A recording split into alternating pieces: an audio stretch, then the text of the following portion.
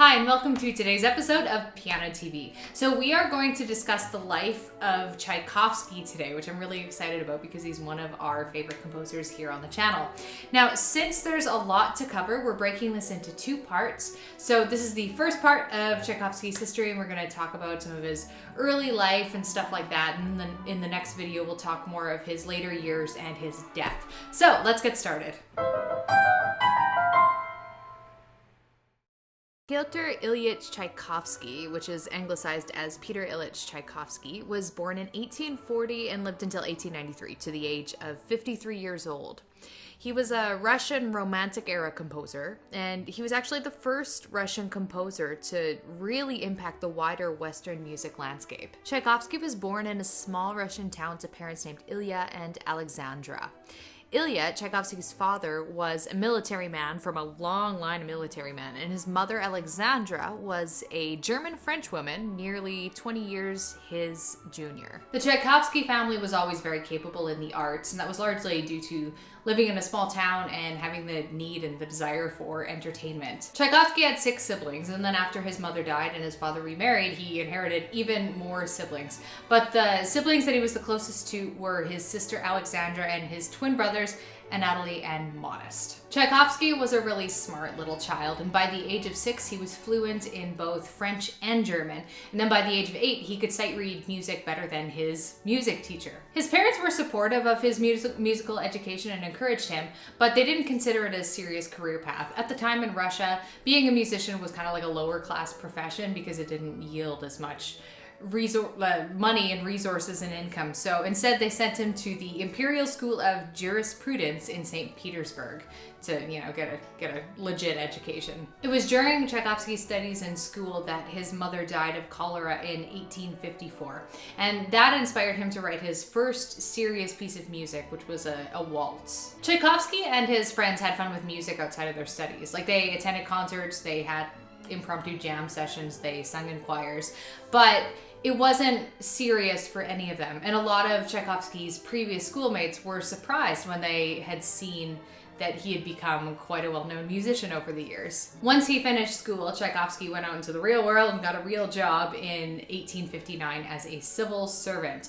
However, he did not love doing that, and it didn't take him long to realize that that wasn't the path for him. So he quit that bureaucratic lifestyle and went into the arts. The Russian Musical Society was founded in 1859, and that gave Tchaikovsky the opportunity to attend Russian-focused concerts and take some music theory classes. Eventually, the St. Petersburg Conservatory opened in 1862, and Tchaikovsky was one of the first students of this school. And it was here that he engaged in serious musical study with renowned musicians such as Anton Rubinstein. The conservatory ended up having a huge impact on Tchaikovsky's developing style because it exposed him to a broader range of European music, which Tchaikovsky would then end up blending into his own personal style, which is kind of like a European mix with a largely Russian bent. His early compositions at the conservatory would also be the beginning of a series of mixed reactions to his compositions. People didn't always love everything he wrote, and that was true when he was a student, and it was also true when he was in the last years of his life. For example, when Tchaikovsky submitted his first symphony to be performed, Rubinstein and other instructors were like, no, you have to heavily revise this or else we're not going to play it at all. It's not good enough the way it is. So Tchaikovsky did that. They still didn't perform it, so. Tchaikovsky was given an excellent job opportunity when he graduated in 1865. Anton Rubinstein's brother, Nikolai, offered him the chance to be a professor of music theory at the brand new Moscow Conservatory. It wasn't great pay or anything like that, but Tchaikovsky was very honored for the opportunity and he was really eager to do it. While he taught as a professor, he also composed and wrote music criticisms. From his critiques in this time period, we learned that Tchaikovsky really liked Beethoven, but wasn't keen on Brahms. We learned that he thought Wagner's Ring Cycle was cool, but the music was unlikely nonsense.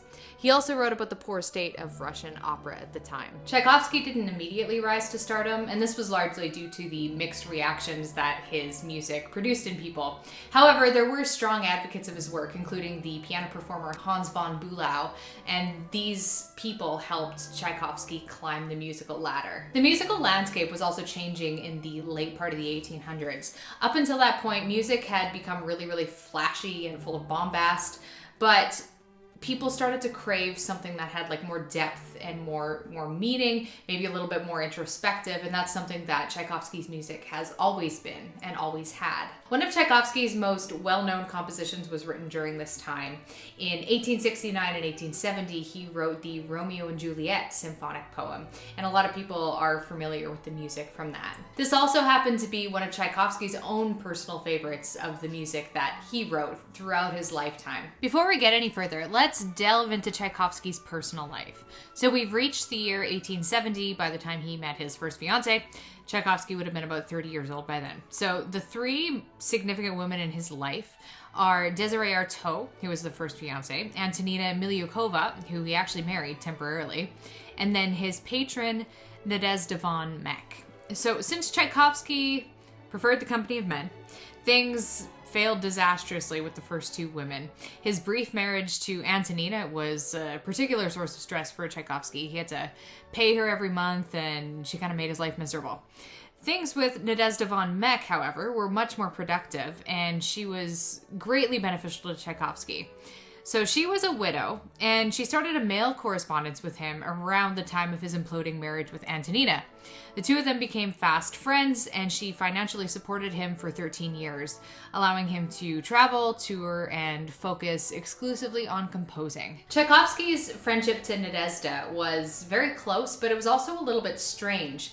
They corresponded only by letters, of which they sent over 1,200, and they agreed to never meet in person. And there was actually a couple times where they encountered each other in public, and they just like both booked it without even saying a word to each other. It seemed that Nadezhda might have originally had a romantic interest in Tchaikovsky, but she was also totally cool with the fact that he was a homosexual. It was kind of implied that she knew, and she didn't try to pursue him, regardless of maybe having feelings for him. And Tchaikovsky, in turn, really appreciated this because this is a woman who he could call a friend who wasn't after his heart. In the 1870s and 1880s, Tchaikovsky did a lot of travel across Europe. He went with his brother Modest to Paris, where he saw Bizet's Carmen performed. He went to a festival devoted to Wagner's Ring Cycle, although he didn't actually get to meet Wagner, but he did get to meet Liszt on his travels. He also did a whole bunch of solo traveling, especially in rural Russia. And this was a really, especially in the 1880s, it was a really reclusive time of Tchaikovsky's life. So I find it rather ironic that that's when his fame really started to skyrocket. And that is all for the first part of a history on Tchaikovsky. Stay tuned for the second part, which is gonna come out right away. And if you enjoyed this video, please give it a thumbs up, share it if you like, and you can come hang out on social media. All the links will be at the end of this video. Catch you later.